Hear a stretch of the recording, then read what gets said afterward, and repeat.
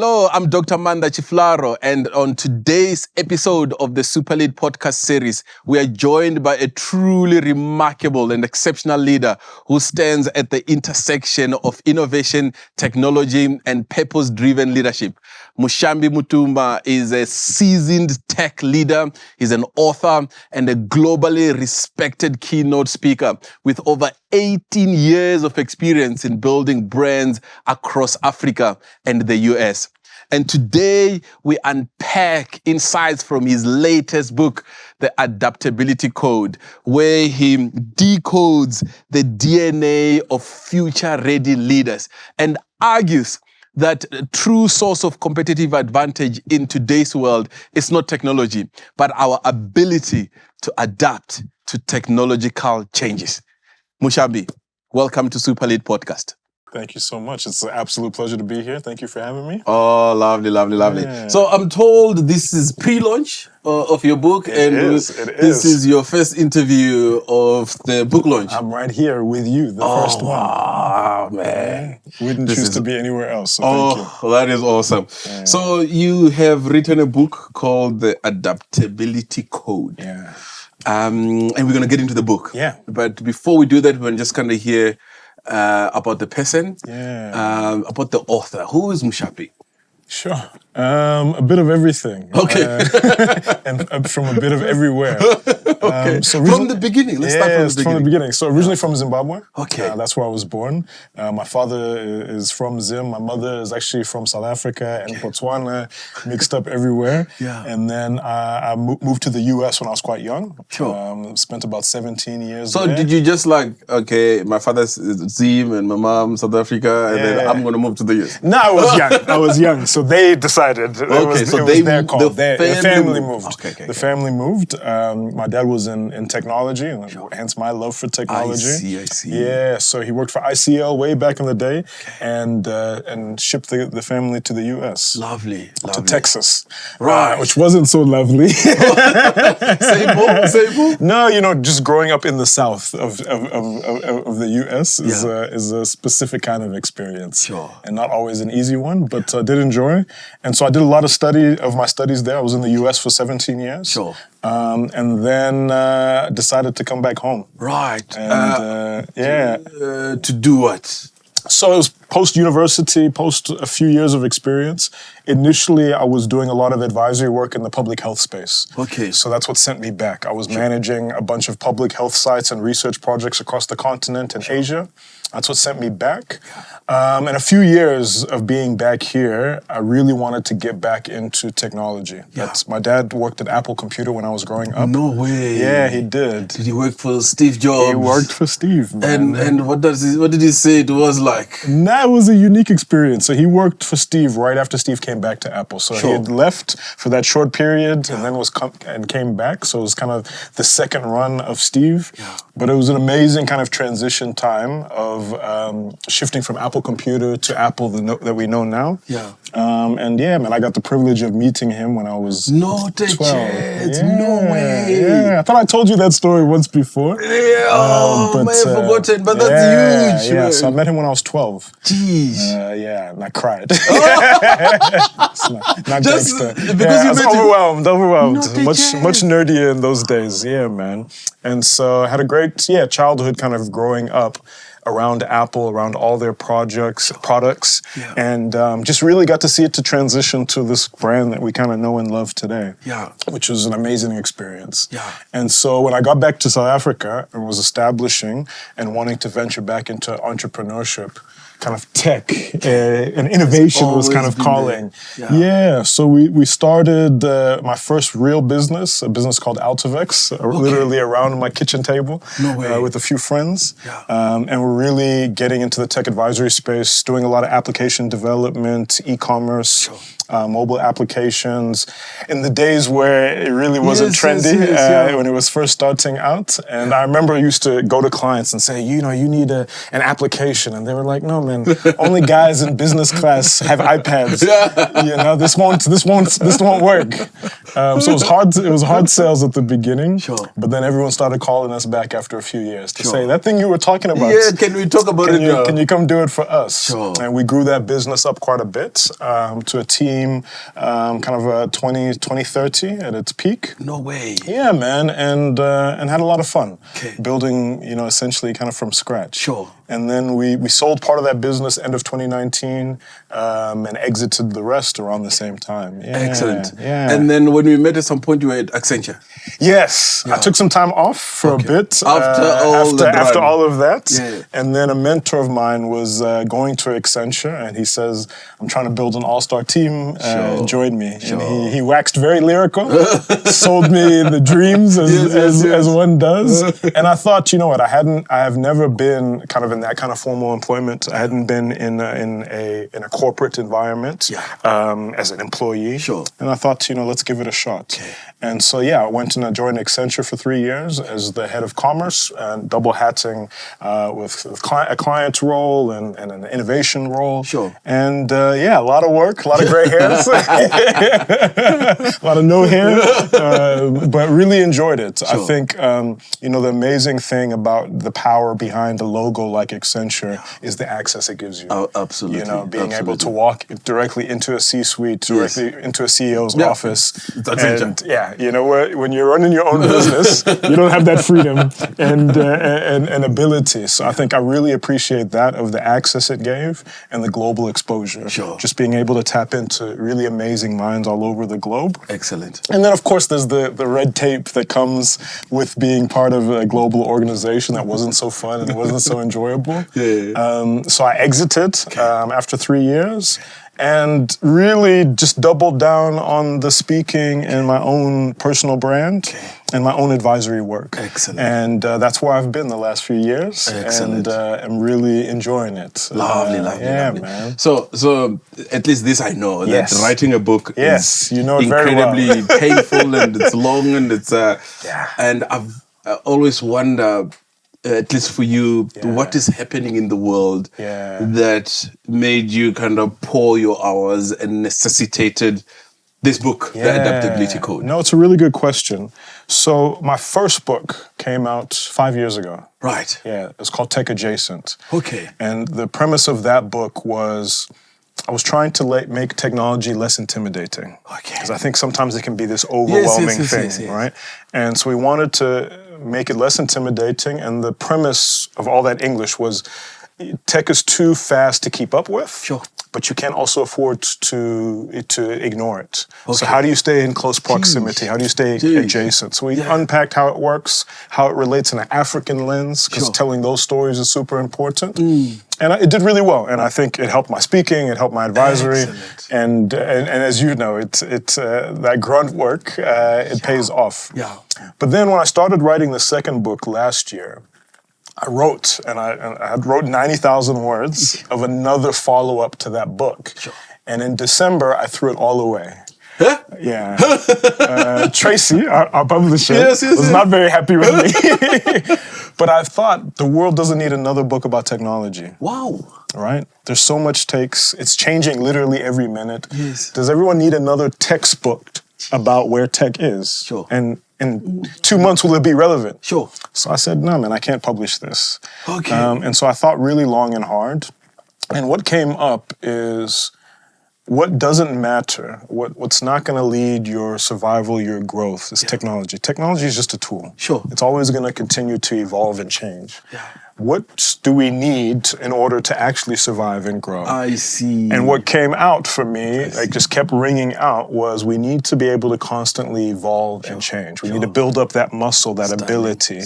And then adaptability came out of that. I see. And this new DNA of leadership, of growth is essentially what came out. Sure. And so, so the adaptability code is just that. This is my intention was to make a very tangible guidebook about how to change yourself at a molecular level, like your DNA. Excellent. And so that's what we unpack in the book was a framework that no matter what comes, no matter where AI takes us, no matter how disruptive the times come, how do we continue to survive and grow? Excellent. And our ability to adapt is good man. So that's where it came from. Right. So, and what I loved when I went through the book is you weave in sort of the personal adaptability as well as organizational. So it's like this beautiful dance between the leader and the organization. Yeah, it's both. It's very key. Stunning. Now, what is adaptability? Yeah. At its core, it is the ability to change and evolve, right, on a continuous basis. It's not once off. And in the book, we unpacked essentially 5 key traits of adaptability. The first one is foresight, being able to see the future. The next one is resilience, being able to take the hits, take the change, and not fall down and collapse, but keep getting up. Agility, continuing to pivot. My favorite is curiosity, right? Asking deeper questions, questioning the norm, pushing beyond. And then lastly, initially it was empathy. And then I wasn't happy with that, and we evolved it to care. Oh, good. Because I think that empathy gets a bit overused, right? And it's like, I see you in the hole. I'm sorry you're in the hole. Let me get in the hole with you. It's dark in here, you know? Where care is, I see you're in the hole. Here's a ladder to get out. And here's a path to not fall in those same holes. Because I think that kind of care and approach, especially now with so much disruption and fear about jobs, it's a different kind of leadership responsibility to kind of take you with me versus just feel for you. Excellent. And that's why we shifted to care. So inside the whole book, we talk about those traits. Yes, and we want to unpack each for the rest of the conversation. Yeah, let's do but it. Before we get to there, you know, you first talk about just sort of this resistant to change. And I think you use the scarf model. And when I saw that, I'm like, yes. I think, can you just refresh us again? Because definitely. we might want to change, but you know, you don't want to just overlook the things that might want to hold you back. So maybe you unpack the scarf. The simple take, right? And even not just thinking about scarf, but just thinking about the human condition, right? Is the change is difficult. It's painful.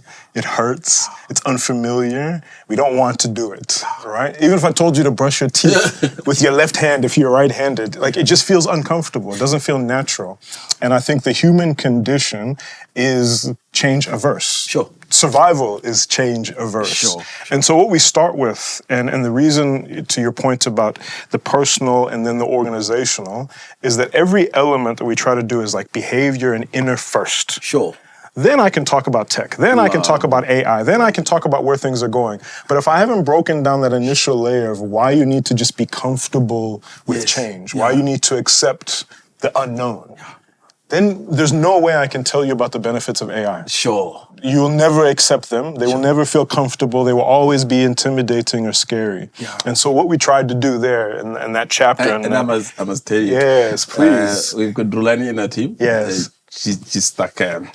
she's the AI guru. And she's like, Manda, you don't have to do it that way anymore. Here's the AI piece. And I'll be the one kind of, no. We've always done we've always done this. It's always worked. And with patience and grace, eventually, slowly but surely, I end up, and then I go, man, how come nobody told me? That's it. About this? And she goes, we spoke about this months ago. So that's the thing. So I've seen it in myself. In yourself, right? And at least I'm lucky to have Rulani who will pull me to pull you into that direction going forward. And that's it, because all of this in the book, it's really about building a new muscle. Right? And a new muscle requires you to constantly train it. Right? And the first time you go to the gym, you're not going to know how to do anything. You're going to do things wrong. You're going to get back. Everything's going to be sore and hurting. But over time, you're going to get stronger and build up all those muscles. And that's what we're trying to do with this. So that first element, and I'm so glad that you mentioned it, is really about being comfortable with the unknown and being comfortable with change. And rewiring even our brains to say, let's not do the normal routine. Because even if I told you to drive home, you know exactly which way, you know where the roadblocks traffics are, you know what all the journeys are, you know what traffic looks like. And if I told you to change that to something more efficient, even if it saved you time, you would be like, no thanks. Yeah. This is my way. This is what I do. This is what I do when I'm being dragged to say, can we do this quicker with AI? And the speed, the value doesn't mean anything because you're stuck into your ways and your brain has developed that that's the best and most comfortable way. It's hard. So that's the thing, is if it's like that with traffic, if it's like that with basic routine, imagine what it is on organizational change, right? It's massive. And that's why we have to kind of get uncomfortable with that part before we can even unpack growth, before we can unpack any tools. So let's go SCARF, and then we go the framework, and then we go AI.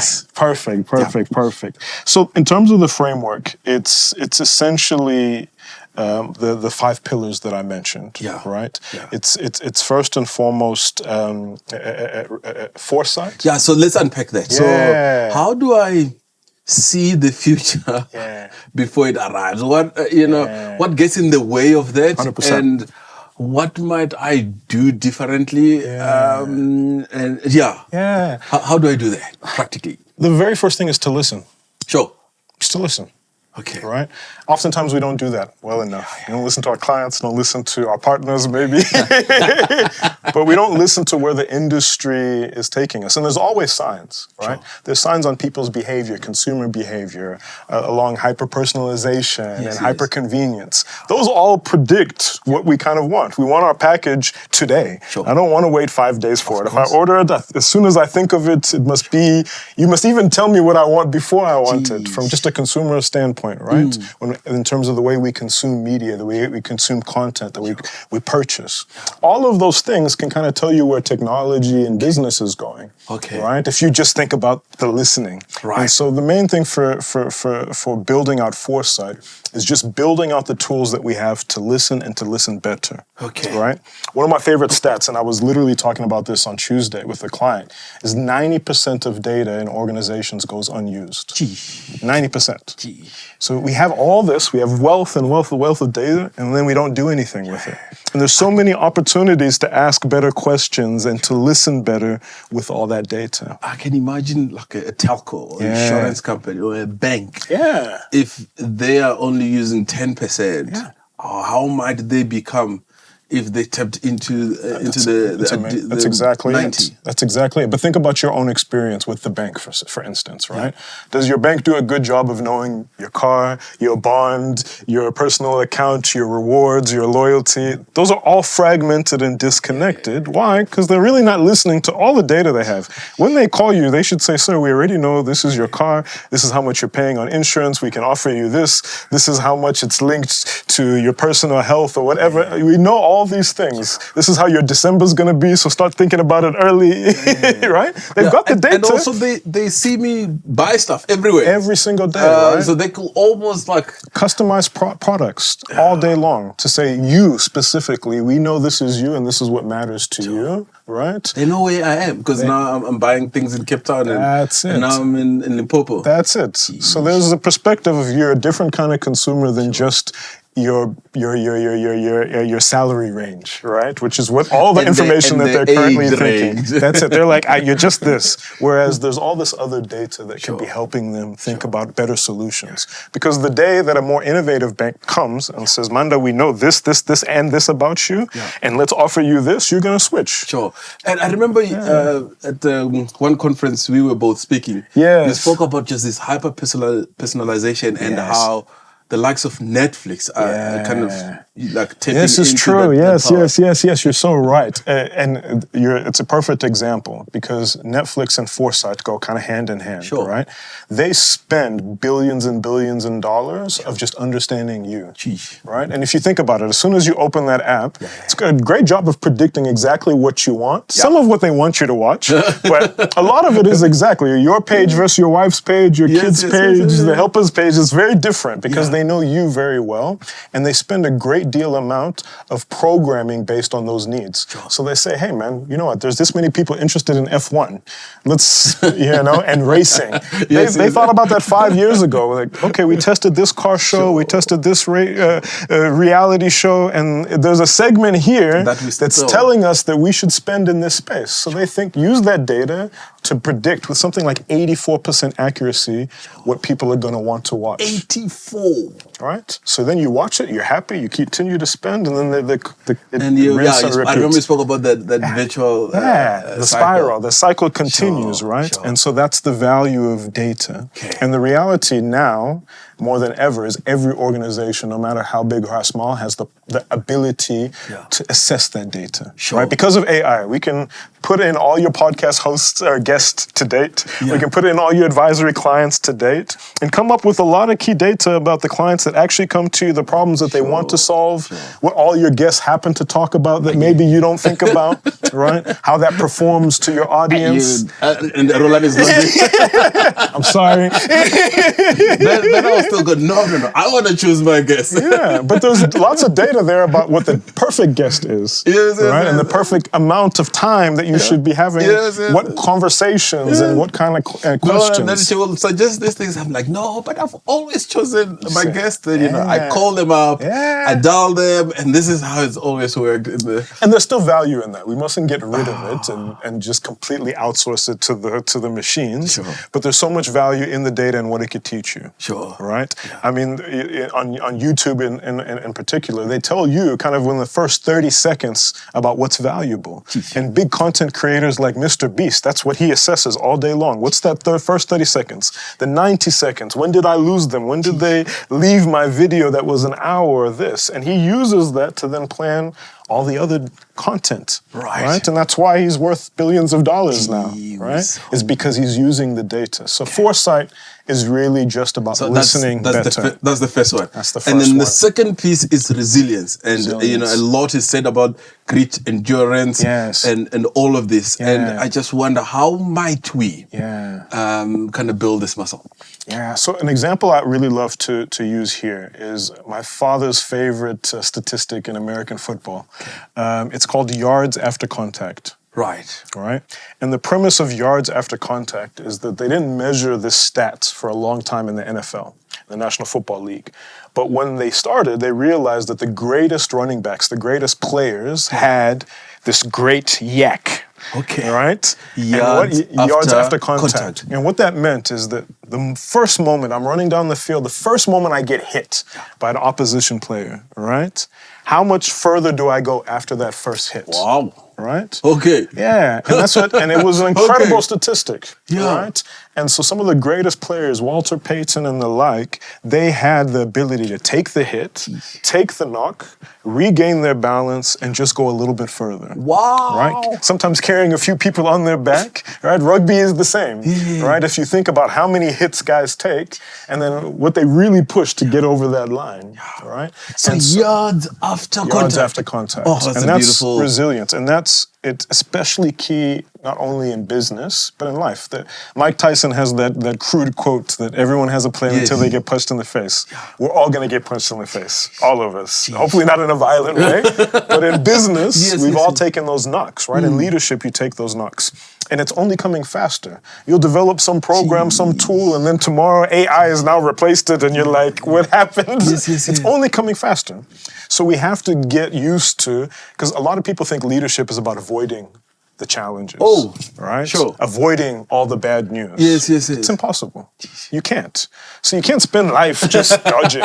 You got to take some of them. You take them, absorb them, catch your balance, and keep going. And then you put in some yards after that contact. That's it. And then while you're adding some yards, you get hit again. You get hit again, but you're still pushing. And that's what makes champions. So how do I grow that ability to what to do? I mean, I love the concept. Yeah, for sure. I want to have a lot more yards after.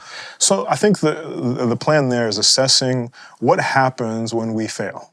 Okay. What do you do?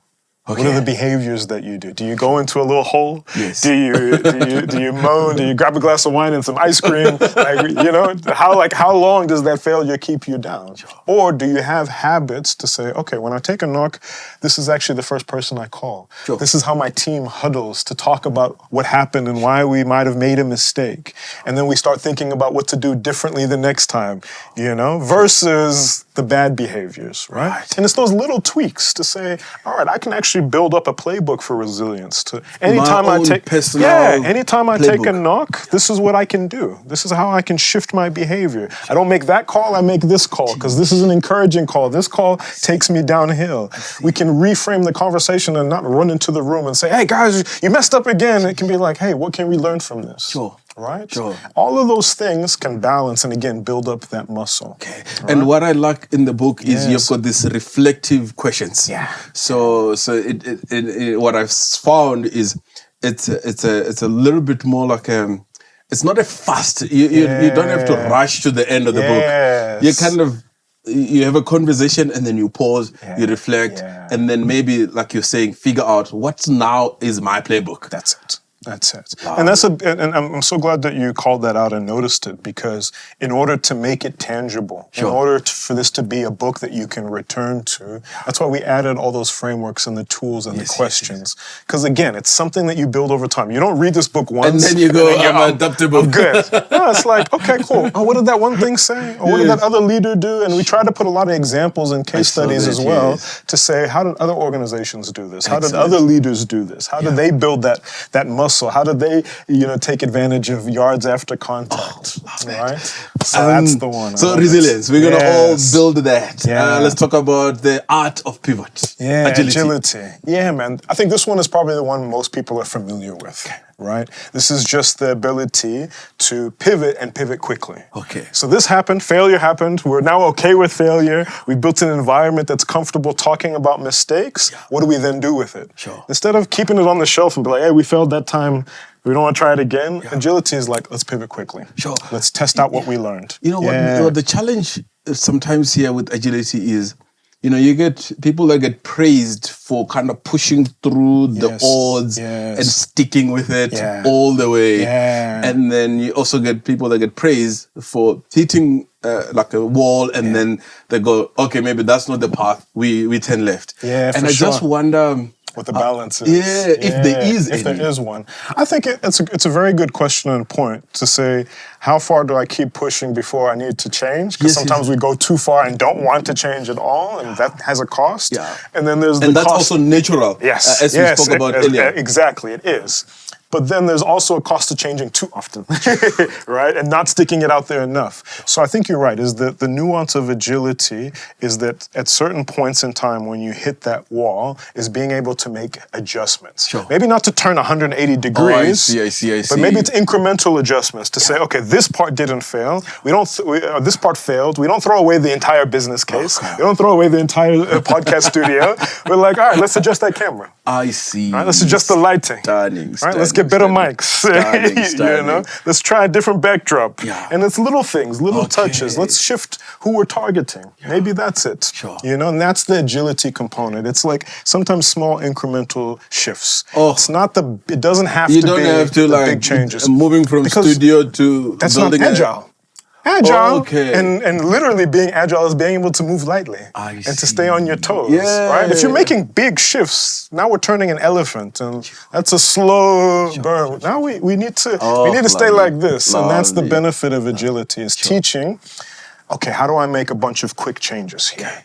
So now someone in large corporate, which you have seen, yes, they might want to stay light on their feet, but it's just the global organization and the policies. I just wonder what might they kind of try in the context of. So it might be bad advice, but the reason that I've been an outsider but also been successful is act and apologize later.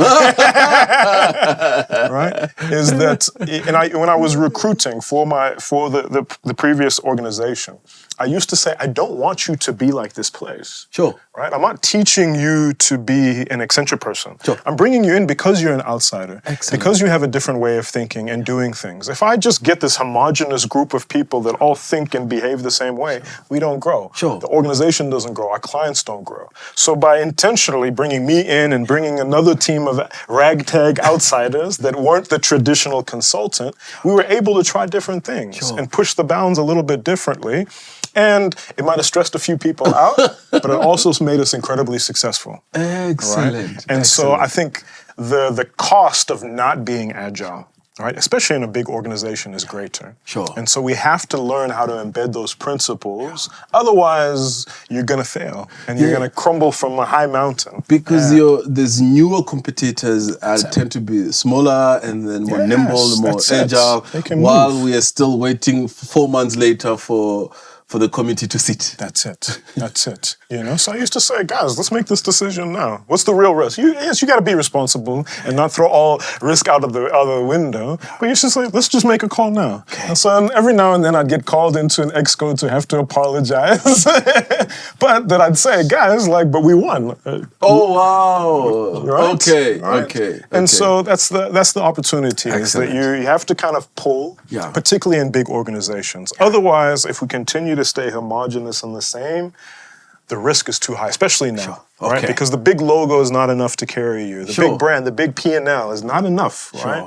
There's bigger organizations, and we talk about some of it in the book, that have collapsed and failed over the last 1,000 years because they lost those principles of what made them successful. You know, a lot of people even talk about Apple to say, what made Apple super innovative, are they still keeping some of those components now?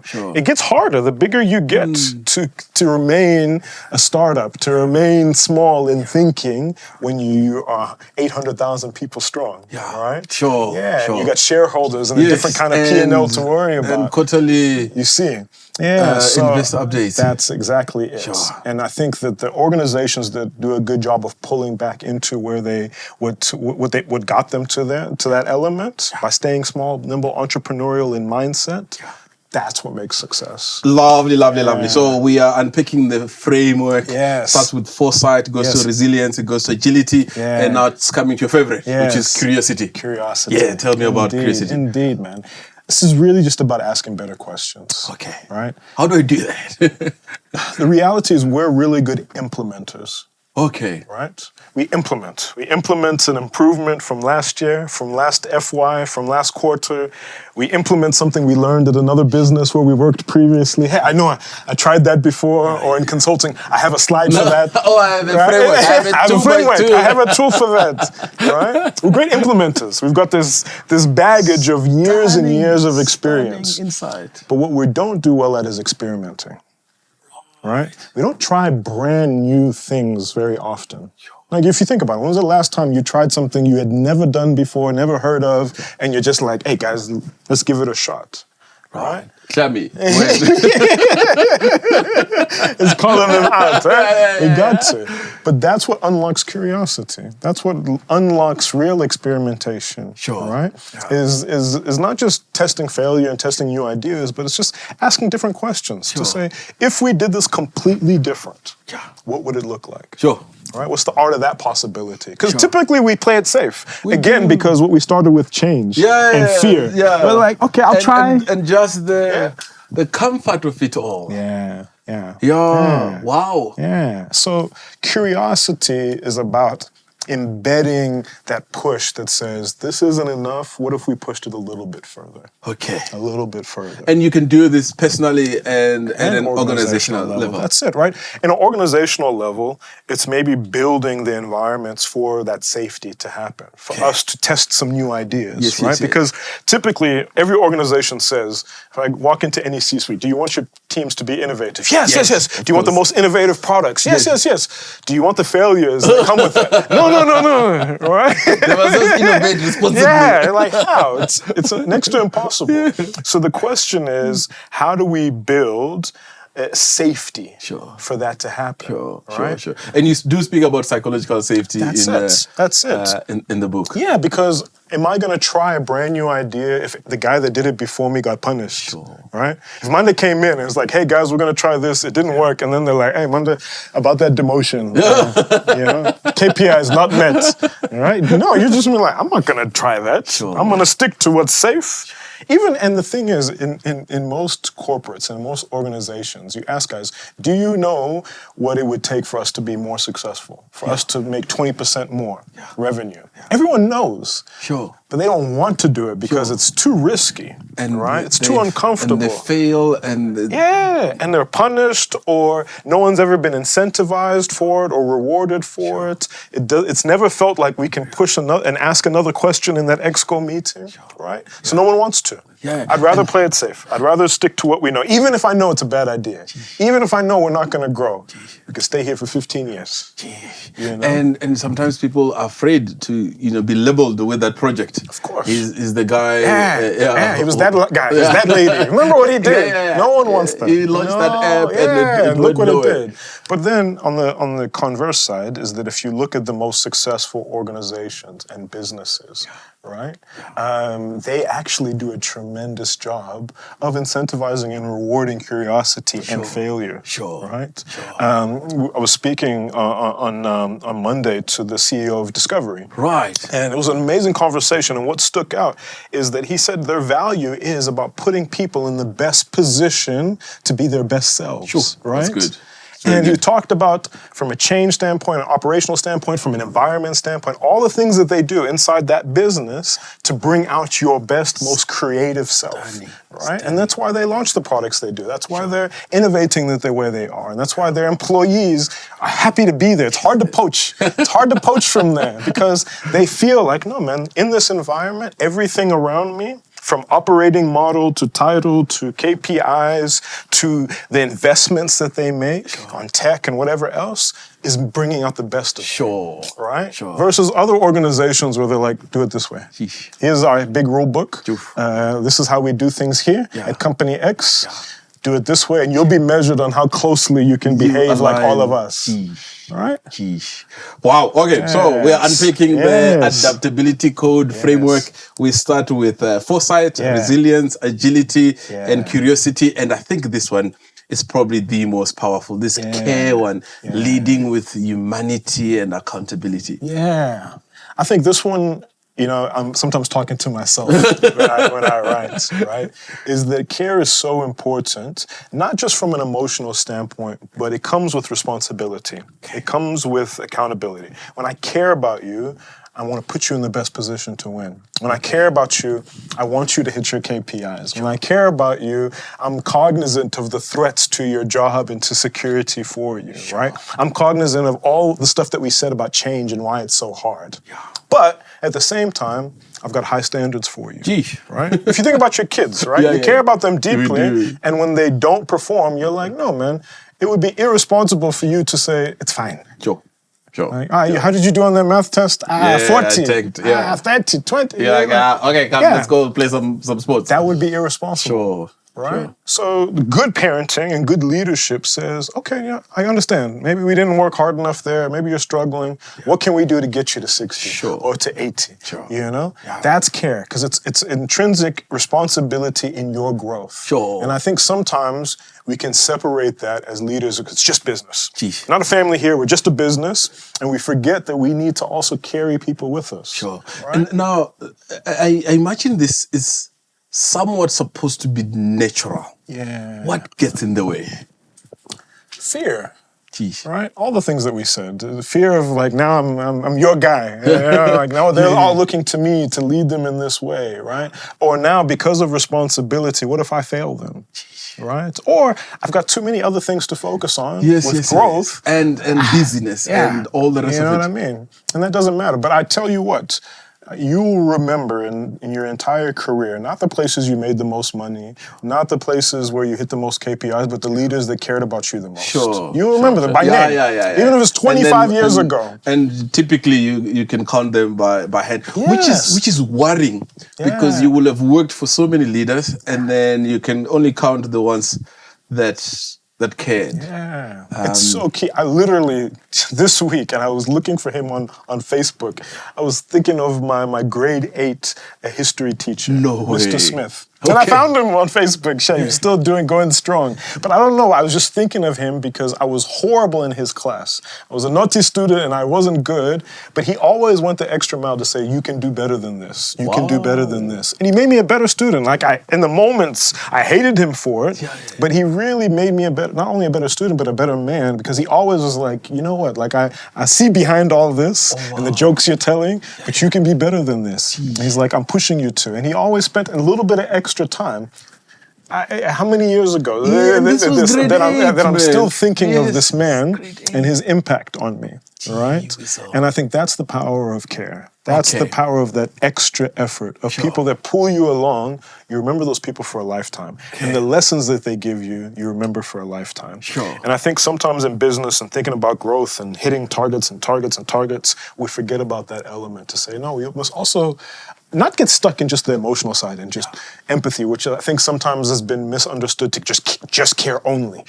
Right? And how are you? Are you fine? No, that's it. Right? And then that's all we talk about is just feelings. No, it's the responsibility for your growth. That's my definition of care. Excellent. Now, I would like us to kind of conclude this part 2 in the book around, someone is listening to us, maybe they need to do a little bit more on the foresight side or resilience or agility. Curiosity or care.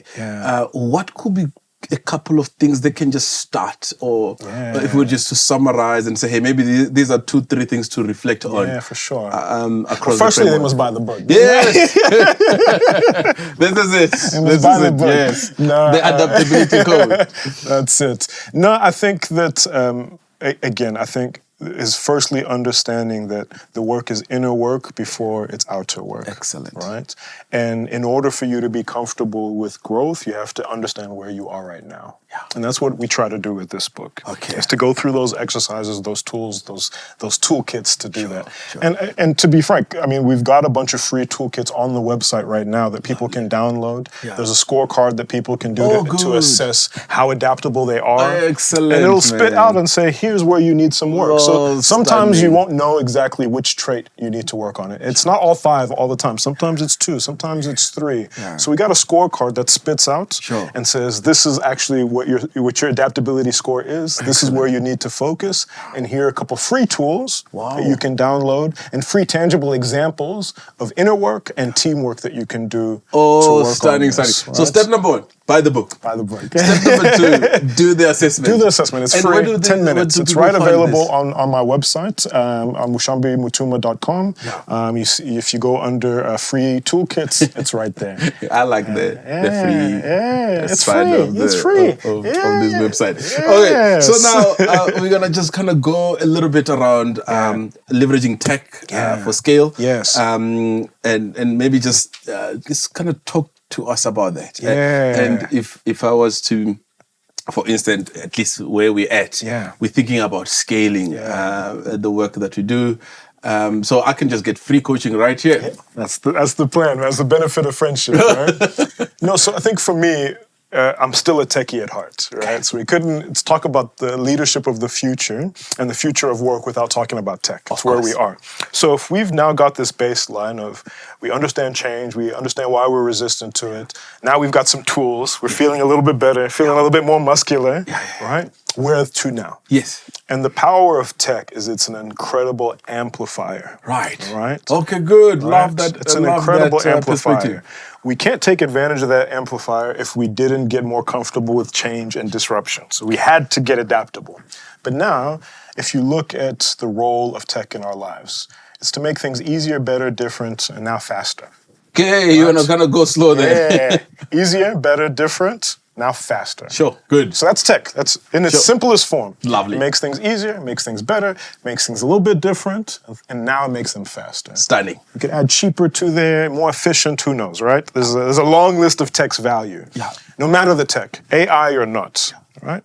So the core there is understanding that this thing doesn't have to be super intimidating. Okay. Right?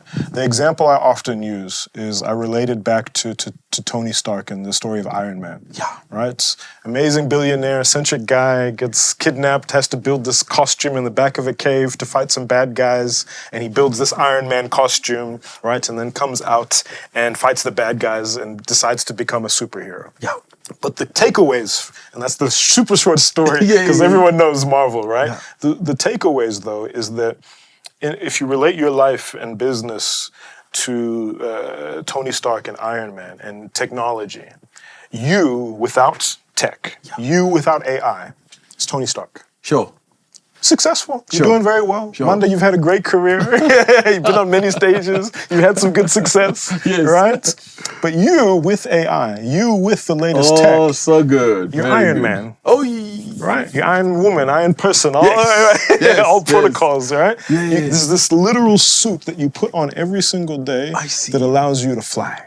Right. That allows you to scale to new heights, right? I see. And I guess the question is, how much of that suit Yes. do I get to put on? All of it. You get No, to as in like I can be as good an Iron Man, depending on the extent to which you put it on. Yes. It's still in your control. Like, we're not just saying, like, this thing is now autonomous and it flies with... No, we wear it. You're in there speaking to Jarvis, asking for help, and you're able to lift things faster, fly further, you know? And you're right, and that's such a good component, is you can decide just to put on the iron shoes. Yes. You can just, and then, like, reject everything Mushambi suggests because I still want to go back to, I need to type this thing you know now. what I mean? Yeah. So you get to pick, and I love that analogy. You get to pick on how much the suit you put on. But the more that you put on, the more you immerse and you wear this thing every day, the better you can become. Sure. And that's the amplifying power of technology and AI. Stunning. But I couldn't walk into your office today and be like, here's the suit. Okay. Right? Just. On a random day, be like, Amanda, you all need suits. Everyone in this company needs suits. That's why we start where we start. Oh, I am with you. That is very good. Because no matter the power of the suit, no matter the value of the suit, no matter that it can make me a superhero, yes. That's a lot. Yes. Right? And then in these organizations, we do all these master classes. Yes. And then there's another guy and another expert on the suits. Yes. And then they just kind of bring in a bunch of suits. That's it. And then we're like, whoa, what's this good suit? Yeah. And then we put it where... And then there's all the salespeople that are like, I got to give you the best suit and the best weapon and for that suit and the new color, right? So it's aggressive, it's a lot. But if we can understand, again, that tech makes our life better, simpler, easier, faster, different. If we can understand those components, then it's easier to get on board with putting on that suit. Yeah, right? Okay. Because I'm not trying to solve everything. I'm trying to make my life a little easier. I'm trying to make my processes a little bit faster. I'm trying to make the products that I offer my clients a little bit different. My content a little bit different. My production a little bit different, right? And I want to do it faster and cheaper. Okay. Right? So, but what if I feel like, I think I'm already... Oh, but again, it's addressed by the framework. Because I might be like, I think I'm faster and different. The other elements that we didn't talk about is that there are a lot of companies that feel like that. Right? Sure. But the pure reality, I often say this, no matter how successful you are, no matter how many millions or billions of dollars, rands, whatever currency, no matter how long you've been in business, 5 years, 20 years, 100 years, it doesn't matter because the way that things are moving and the speed and the impact of how they're moving, what got you here is not what's going to get you there. Sure. So yes, it got you here, Manda. You are successful. No one's going to take that away from you. Sure. But if you use the same principles, I guarantee you won't make it another 5 years. And we can actually guarantee that because it requires adaptability. It requires evolution. It requires change and your acceptance of it. It requires technology. AI is not a choice. It's mandatory. It's the latest tool. Hey, you are preaching to the converted there. But if you think about it, AI right? is not a choice. It's not a choice. It's the latest tool. It's mandatory. It's the latest tool. Think about 10 years ago when you needed a smartphone. Sure. Right, at the very beginning when we all had BlackBerries, it was like, why do you have a BlackBerry? Who are you? You're a big businessman. And then you evolved, and now you can't go anywhere without a smart device, right? You can't do business and function in life and society with a Nokia, right? No offense to them, but you can't, right? You have to use the latest technology. Okay. Your kids, Yeah. they have to use the latest technology. So when we see these things, like, I always get frustrated when people are like, no, I'm not ready for AI. It's here. It's like, it's not asking your permission.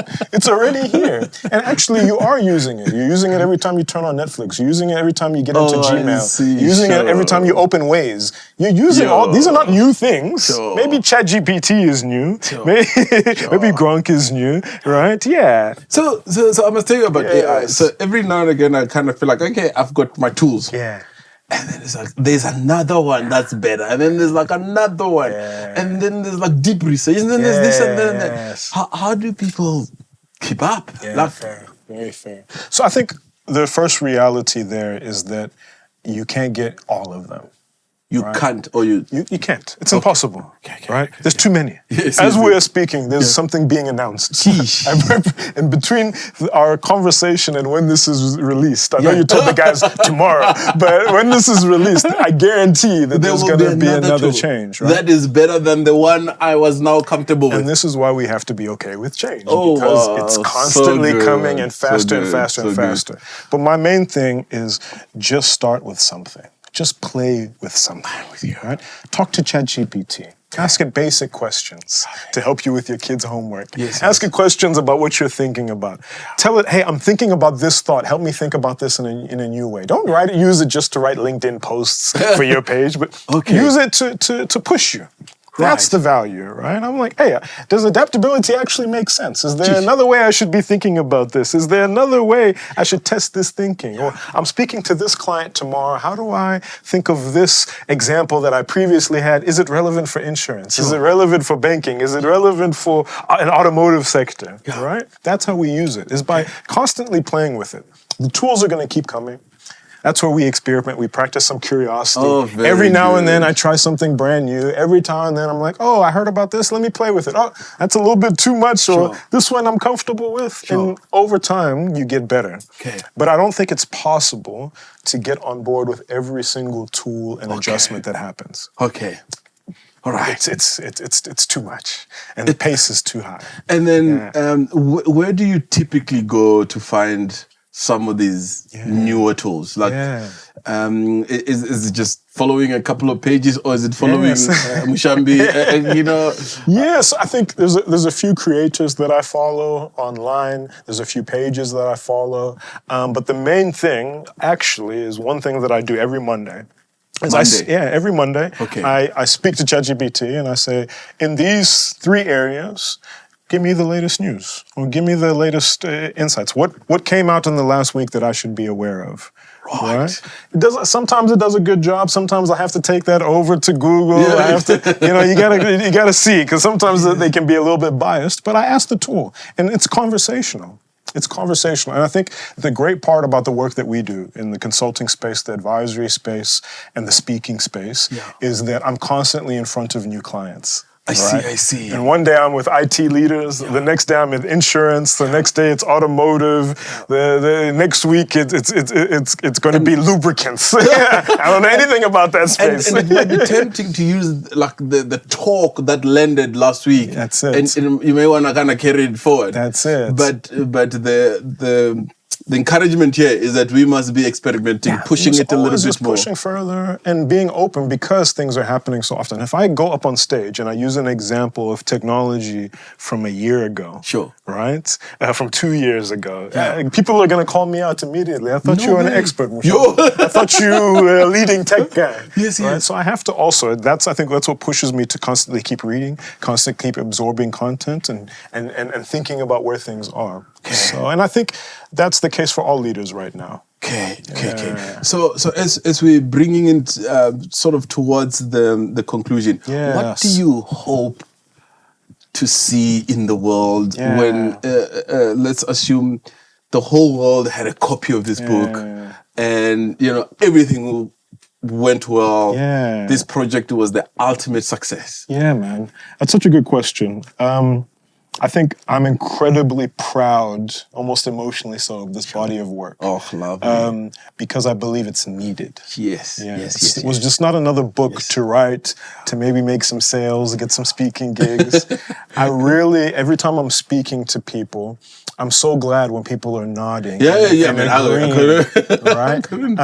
I'm glad that it's resonating, and I'm like literally, like in my heart, I'm like, that's a blessed feeling to be like, I'm glad you get it, and that's what the feeling I want people to have. I want them to be able to say, you know what, it doesn't take that much for me to get used to what's coming. Sure. Right? I can adjust. Whether I'm 15 years old, I'm 20 years old. I was speaking to my mother-in-law the other day. She's like, oh, you wrote another book. The last one was hard. I'm like, no, Mama, this one, I promise you're gonna understand. And she's starting to read it and she's feeling it. And I'm like, that makes me feel good that she gets it. You know, she just, the first tech one, she's like, ooh. There's a lot of English in here that just didn't make sense, but now she's happy. Sure. So I think for me, it's that feeling I want people to have, to say, I can understand where things are going. I can get ready for them. Lovely. I can be okay with them. It doesn't have to be that scary. Right? I can get behind this. Sure. All right? I can be a better person. I can be a better leader. Excellent. I can recode myself. Sure. If we can do that,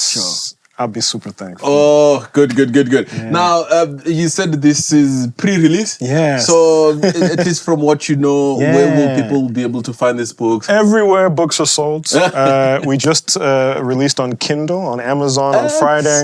But probably in the next week, early August, will be every bookstore across the country. And anywhere on global online you can get. But also on my website, mushambimutuma.com. Sure. You can get your copy anytime, any day. Oh, Mushambi, this is excellent. Thank you for the hard work. Love the book. Love the conversation. I appreciate you. We hope to see you back here in studio sometime soon. Definitely, my brother. And Thank all the so best much. with the road show and the months to come and all the... You know the work. You know the work required. But thank you so much, and thank you for the platform. Excellent. A big kudos to you and the team for what you're building here. Lovely. I love the vision and the work that you guys are doing. So keep it up as well. All right, thank you. Thank you. Mushambi, everybody.